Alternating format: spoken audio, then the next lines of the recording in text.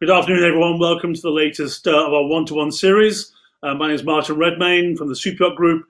I'm joined today by Kristina Hebert from Wards over in Fort Lauderdale and in the great states of America. Kristina, how are you today? Wonderful, Martin. Good, good, good. Listen, I call this session quite cheekily the political landscape of superyachts because we're hot on the heels of the elections. So, how are things in America after that wonderful showcase? I think finally the one thing that we can say is that we're all relieved. No more political ads, no more commercials, and it's finally time to just move on. I think there's certainty. I think that eventually we'll get through this last month of the tallies and how it's going to play out, and then we can get on with the next 4 years. Sure, sure. Do you think this election will have an impact on our marketplace? What's your speculation or perception of this? Well, interestingly, as I was looking, our company's celebrating our 70th anniversary, and I decided to look back at the history of the presidents. Obviously, we've gone through many administrations, and I noticed that going back to Truman all the way to 2021, our president, it will be equal, 7 Republicans, 7 Democrats. And what I have to say is we survived, and the industry is wonderfully flexible with that. I think what we'll see over the next 4 years is finally there's certainty, there's stability. This is what our leadership is going to look like, and our companies adapt. As far as spending and as far as super yachts, we haven't seen a change yet, and No. hopefully we won't see a change. And I think that again we'll see some certainty moving forward. Yeah, yeah, yeah. And just while we're on the same sort of window of opportunity, and it's just got back through October into November, this is typically a very busy time of year for both boat show world and refit world. What's your year been like without the shows?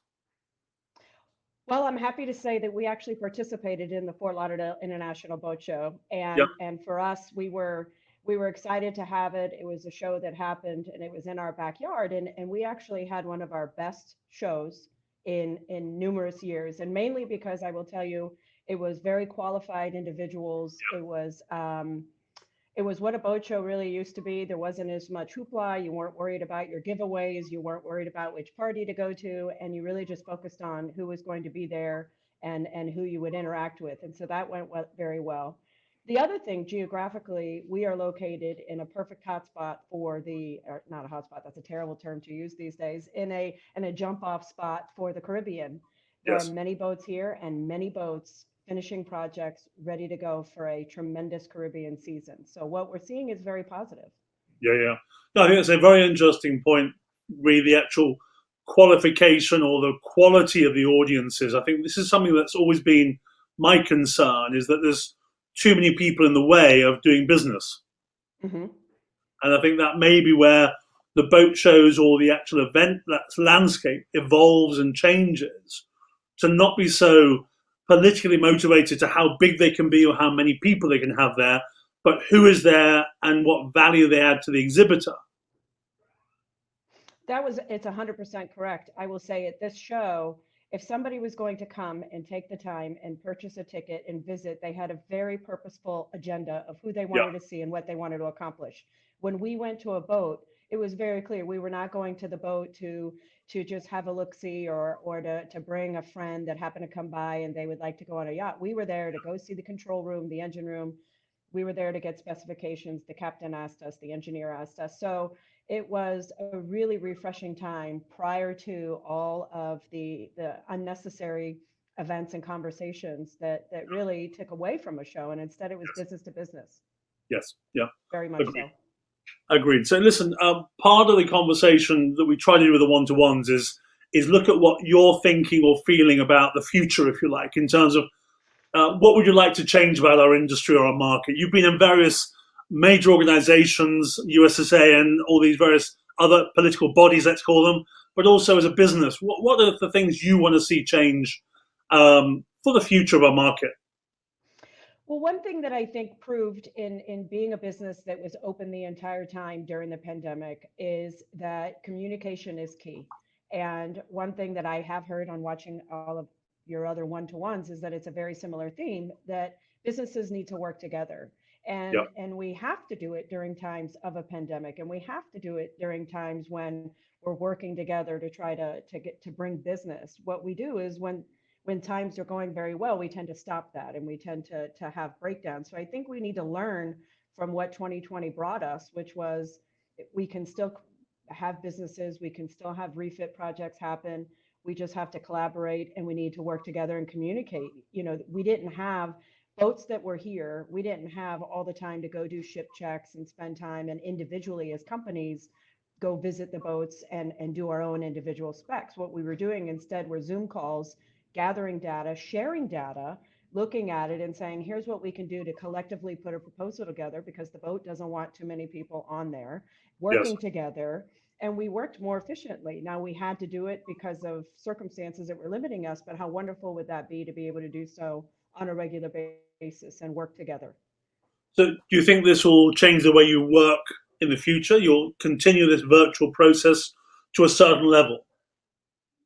I don't think that I still think that there's no price that you can put on having face-to-face contact and having conversation with your client. However, I think that streamlining your processes to be able to be more efficient, that when you do show up to the vessel, that you are prepared, that you have everything that you need, that perhaps you're presenting a proposal that includes other contractors and that it's more of a consolidated proposal, I think makes sense. I think that that's Yes. smart and that's working more efficiently. But I'm still a big believer in the face-to-face contact and shaking a hand. Can't wait to go back to that. But Yeah. 100%. 100%. So there's a question I ask everyone, which is what's your biggest frustration, or what are your frustrations that you'd like to tackle head on in this market going forward? I'm not sure that it's the market, but one of our biggest challenges and frustration is workforce. That we would love to be able to, and we work with the associations, we work with local colleges, et cetera, but we would love to be able to embody, empower, and really have a strong workforce to be able to go on for years and years and years.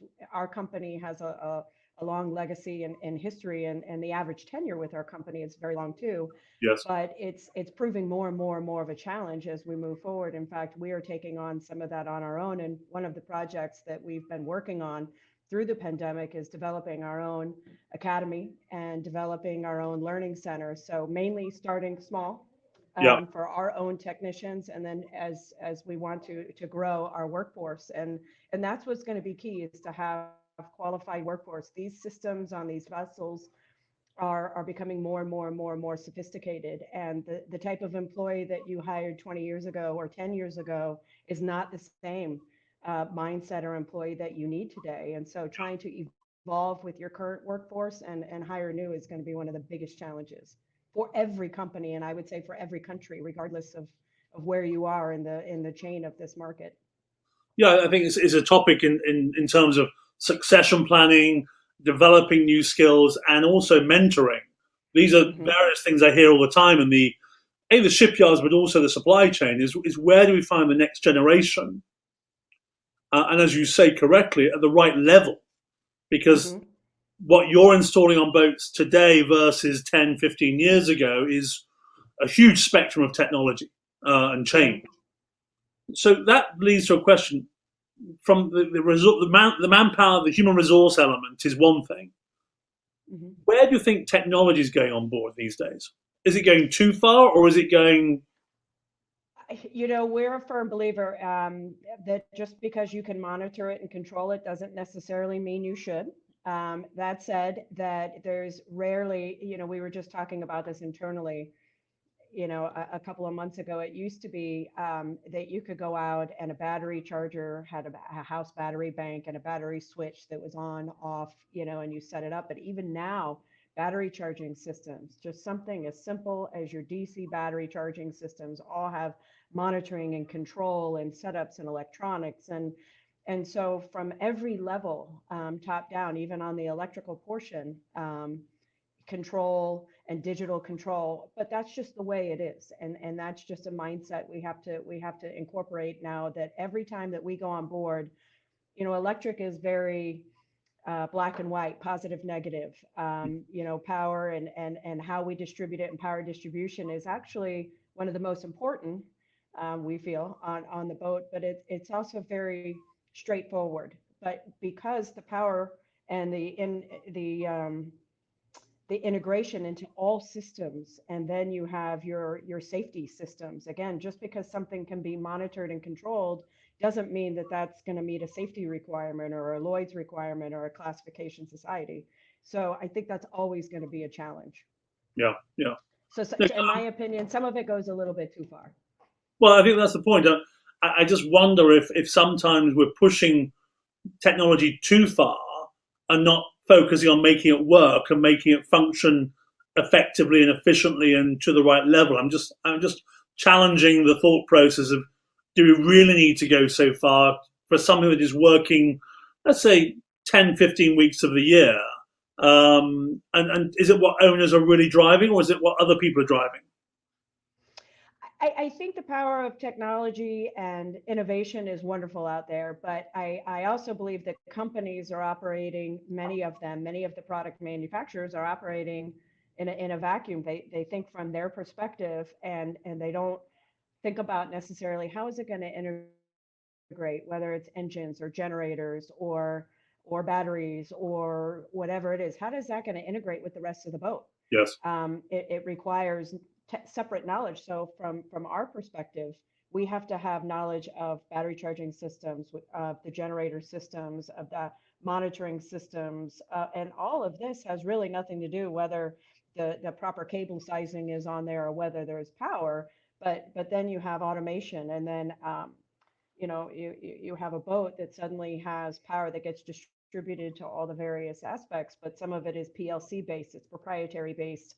It then requires that software developer to be in control, whereas this one is not. And so many times when we go out to a vessel, it could have a power challenge, but it really has nothing to do with whether or not the proper cable size is terminated. It has to do with whose system is been programmed a certain way, and then you're inviting so many various people, and it overcomplicates it. I think if there could be, I'm not suggesting that there's one body that would control that, but again, I think that many times the vessels don't know who's controlling what. Yeah. If you get a brand new crew, they don't necessarily have an onboarding of all systems to know what integrates with what. I mean, obviously, the bigger the boat, the more educated and the more knowledgeable they are, but it's a challenge coordinating all of that. And I think at some point we'll get to a level playing field, and people will eventually have systems that integrate a little bit easier. But right now, I think we're on the technological innovation side, and it's just keeping up with it is a challenge. Yeah, yeah.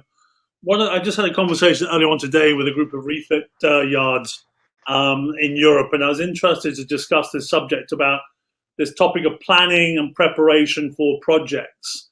What's your current experience in America? Is it any better over there, or what can we do there in terms of that whole project management element, which helps subcontractors like you to deliver a much better result? Well, I would say specifically here in South Florida, our market is the refit market. So Yeah, that is what we do, 7 out of 7 days a week. That is, we are used to the boats coming. We work very closely with the yards, and we work very closely with the crew, and we try to make it, everything is on a time schedule. Time is the most important factor. These boats need to be here, and they're either headed to the Caribbean or they're out of the Caribbean and they're heading to the Med, and so time is critical. yeah, That said, um, some yards are a lot more proactive. I think that there are some boats and project managers that like to be much more proactive. I think that at times it would be very helpful. We try to incorporate them into our system.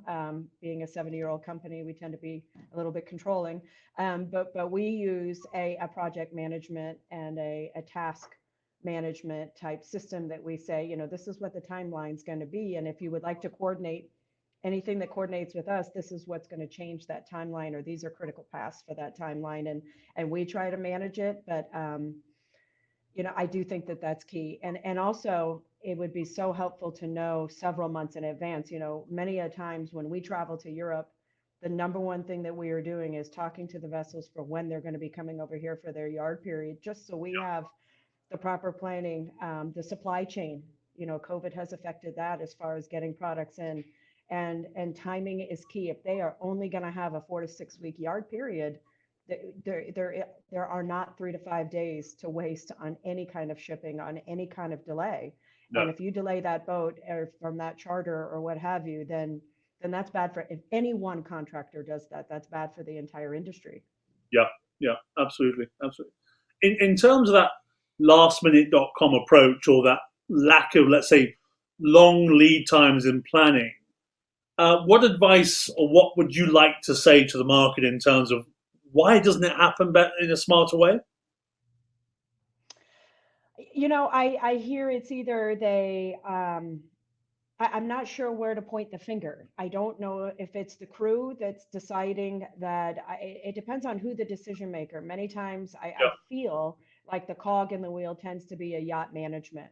However, that said, on yacht management, if they're not familiar with what the scope of work is, I think if I was to speak to a yacht manager and say how you could help, would be to constantly keep a scope of work list.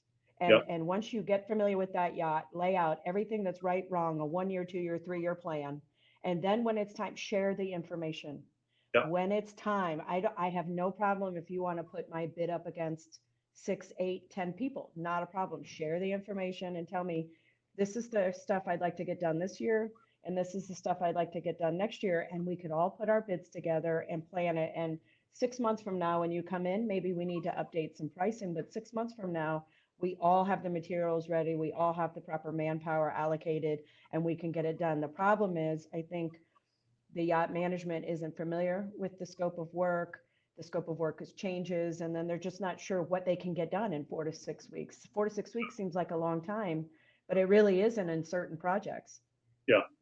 But on that point should this process start at the very beginning of a yacht's life?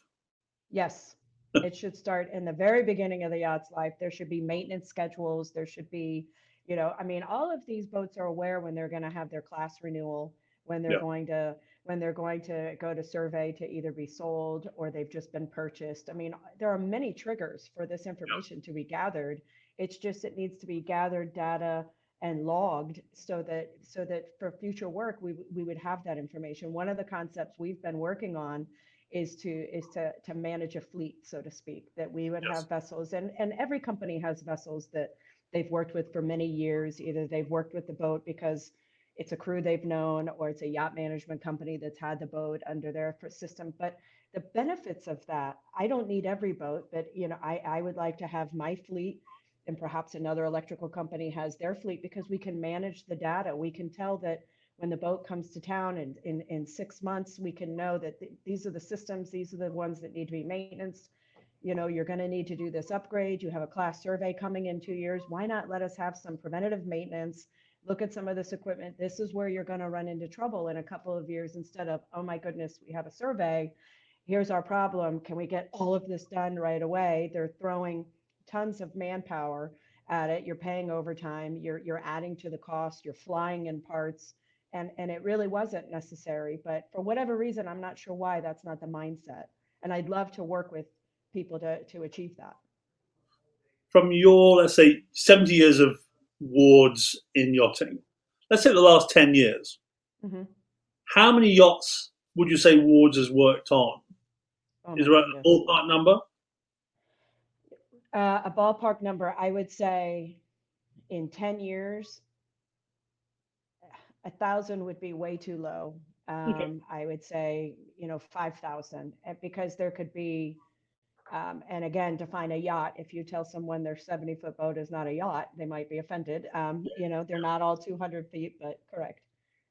Now, the reason I ask is I think there's a big opportunity at the moment, Kristina, where industry can share data to almost alert the industry what works, what doesn't work, and to almost look at that planned maintenance from what we've learned over a period of time. Do you apply that into your own modeling in terms of, that yacht every 3 years we know that goes wrong, or we've seen that go wrong? Because I feel the industry doesn't necessarily share that information enough to help people mitigate or plan. Is that fair? That is fair. I know that we do it internally. When we install certain equipment from the manufacturer, we let people know ahead of time it's going to be a 3-year maintenance cleaning that's going to need to be done on that. When we do a switchboard upgrade, we install, or we do a new switchboard installation, we have, automation that will, come up in 6 months or a year that will say, you really should be looking at this or this or that. And Yeah. we try to do some of it. But then again, if the boat sells and an owner takes it over to Europe, or vice versa, and a different yacht management company, we may no longer be the person that's the go-to. They may have a relationship with somebody else, and then they're starting over. As far as South Florida, my competitors are my friends. My competitors purchase their electrical equipment from me. We do share some information. We have at times been overflow for each other. If I know that I cannot get to a boat for a couple of weeks, I have a couple of contractors that I can call and say, do you have time? Can you take care of them? This is what their history has been. This Yes. is what we need you to help do. And mainly that's because we still want the boat to be in South Florida, and we still want the boat to be happy and successful, and know that they came here to get the service that they needed. Yeah. Agreed. Agreed. It's an interesting topic. This whole thing about sharing and working, collaborating, and this whole thing about partnerships and working together is something that's certainly in Florida has been quite an evident sort of strategy. My concern is it doesn't translate globally. Yet we are a very Right. global industry. We almost become quite fragmented. That brings me on to a subject of your political leadership role in associations. What's the future of associations? Because there are a lot of them and doing different things. What's the future? I think that associations have their role. I would say that, national associations advocating on behalf of companies in the industry, I think that there needs to be a central message, and I don't think that there can ever be enough advocating for the industry. The one thing I will say about politics is that the second you think that every politician that knows your industry and knows who you are and understands, they get reelected, you get somebody else in there. It's a constant education process at the Yes. federal, local, and they say politics are local. I think that, for example, the reason that South Florida was able to have the Fort Lauderdale International Boat Show is because local and state legislatures understood the impacts of the industry, understood what the not only the economic impacts, but the jobs, who these companies are, small businesses, and how dedicated they would be. But that's a long term, and that is what associations. My belief is that associations should serve as political liaisons, as advocates for their my I don't think we all need a bunch of networking events. I can't even imagine going to a 200-person cocktail party ever again. I'm sure Yes. that will happen at some point. I don't think we all need dinners, but I do think we need advocacy. And I think that the second you're not paying attention, for example, you know, many times the pandemic has been compared to 9/11 as far as events in this country. And I will say, the Department of Homeland Security was formed in 90 days after 9/11 happened. And as such, there were many unintended consequences for large yachts Yes. that happened for boats coming in. The point was to protect our shores and protect our country, but it all of a sudden there were gross tonnage issues that applied to recreational yachts, that when they were sitting down and thinking of homeland security and terrorism, nobody was thinking there would be a 200-foot yacht that would show up into a port. And suddenly we had to do a lot of undoing and clarifications in letter and regulatory. We're constantly, I will say, during the pandemic, our relationships, Marine Industries Association of South Florida has been very strong with their relationship with U.S. Custom and Border Protection, because many of these boats were, let's say, evacuated from the Caribbean, came into the U.S. Well, now they have visas that are going to expire. And, a super yacht is not a super yacht without its crew.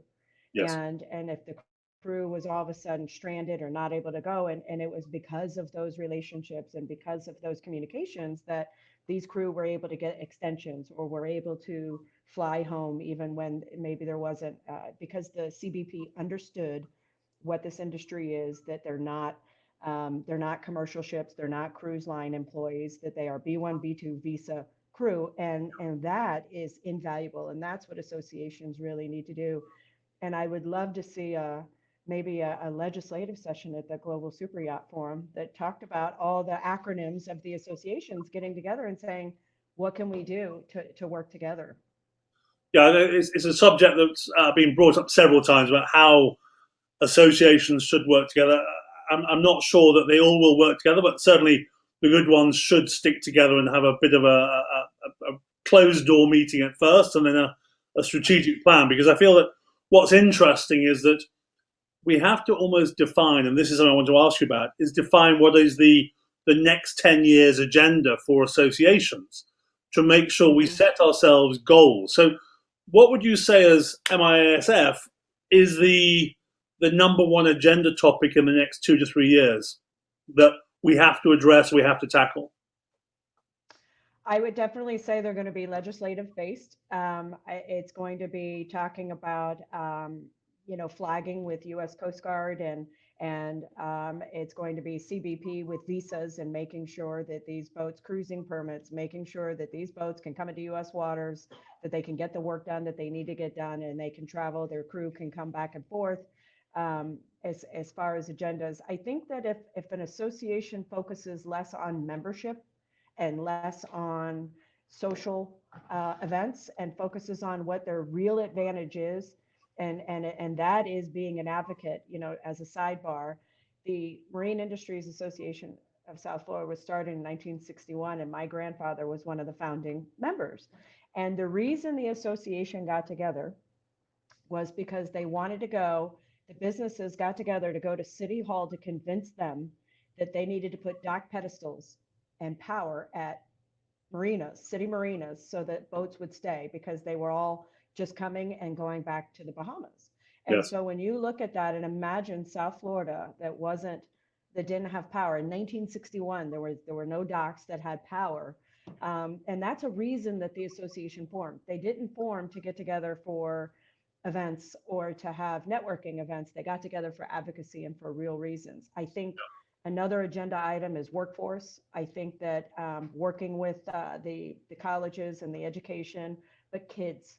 One of the things that I've had the pleasure of doing on behalf of the association is reaching out to the Marine Magnet programs, the schools, get them in high school. Not every kid is going away to a 4-year university. And even if they are, when they get out, that doesn't mean that they have a guaranteed job. But what an amazing industry we have. I will say all of my employees own homes.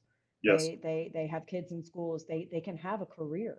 Yes. And we want to show them that it's not all below deck, nothing against below deck, but that it's not all crew, and it's not that there are valuable careers, whether it's electrical or electronics or generators or engines. And yes, you get to go to some of the most beautiful places in the world and travel all across the world to do a wonderful job. Yeah. Yeah. Just being cheeky. And what is your opinion of below deck? For entertainment purposes, I'm not sure why people try to turn reality TV into reality. Reality TV is still entertainment. For entertainment purposes, I'm sure it's very entertaining. On behalf of the industry, I think if I was an owner and I was chartering, I would be disappointed that this is some of the behavior. I would be disappointed that at the lack of professionalism, or the types of shenanigans that go on. But if you just look at it for entertainment, it's entertainment. But I'm not sure it does anything well for our industry, other than just somehow. One thing I always say to people is thank God for rich people. There's absolutely no logical reason to build a super yacht or have a super yacht or charter a super yacht, and the fact that our customers do, we should respect that and value that. And for all the hard work that a company, myself or many of my other colleagues, do, to have that devalued by people, doing what they do on below deck, sometimes is a little frustrating. But again, it's entertainment, it's not reality. Yeah, I think it adds a few stigmas to our market sometimes. But listen, you also mentioned the number of people, or the value of the owners. And we look at this topic here as economic impact studies and what owners spend on their yachts, which is a significant amount of money. The most important thing to recognize, and this is where I think associations have a key role to play, is this topic of education of potential buyers.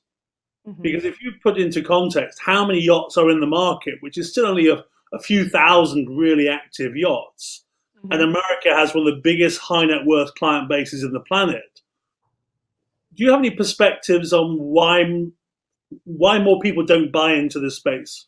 Is it lack of understanding, or do you think there's something else in there that may be stopping people falling in love with yachting and understanding the amazing opportunity it gives you?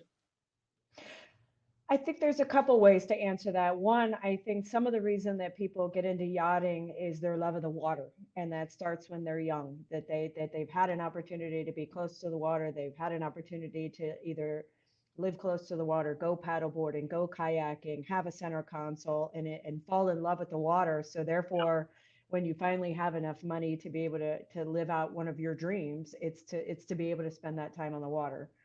I would say a downside has been that perhaps there was the stigma that you have to be, it's not necessarily a family occasion, that instead it's where you take your mistress, so to speak. And I think that as an industry, we've grown well past that. I do think it's where we're seeing, especially during the pandemic, and I will say in my own experience, I've seen it. It's multi-generation now. It's grandparents who finally have the money and the time and the freedom to be able to take their children to beautiful places across the world, and to be able to go to Iceland and Greenland and explore places that you can't just get on a plane and go to necessarily, that you can only appreciate by water.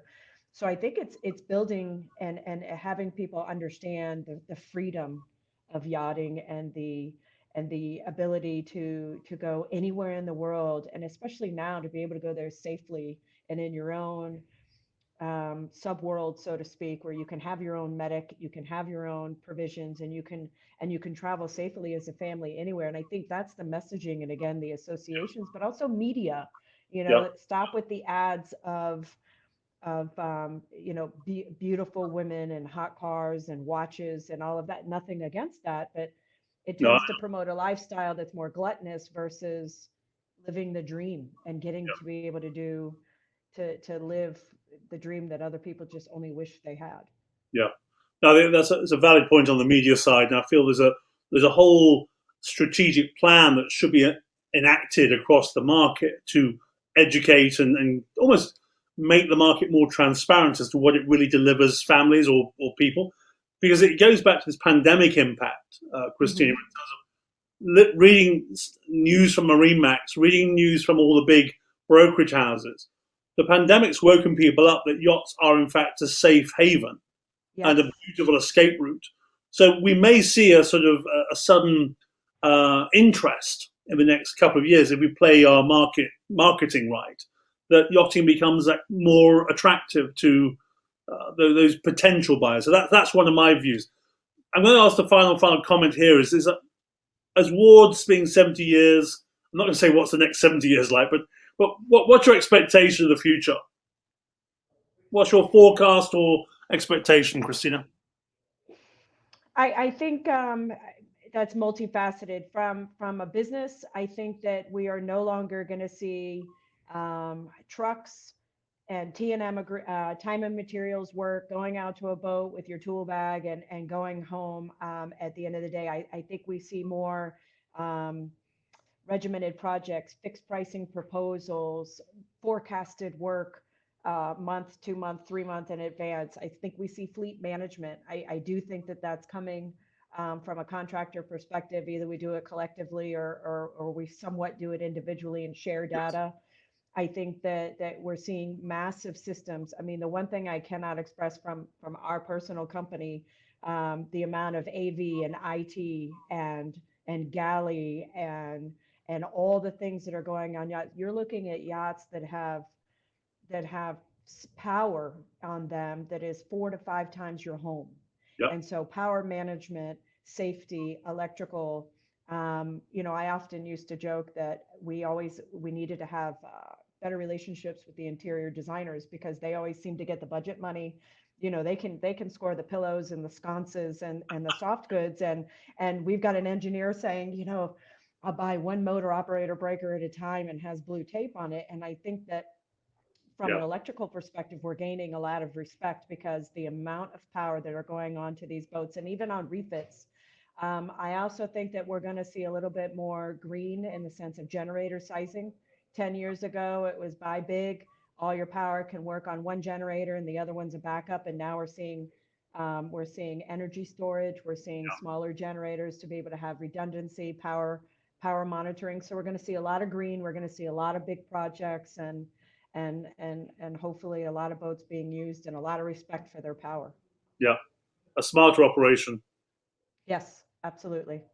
Good, good, good. Okay, final point I'm going to say. As a woman in our industry that's at the top of the pile, what's your advice to other women in our marketplace? Because there's lots of talk about the fairer sex in this industry and how they struggle sometimes. What's your advice or what's your comment on all this topic at the moment, Kristina? I have to say that, I'm third generation, so I've spent about 25 years at my company, and I will say that yes, it's at a predominantly male market, but I would say, be smart and listen. It's one of the best advice I was given on the first time that I went to and sat on a board was, listen for the first year. And if you really listen to your colleagues, you're surrounded by some of the most brilliant people. We have wonderful companies, wonderful ethics, and just try to be as professional and as smart as possible, and you won't ever run into any problems.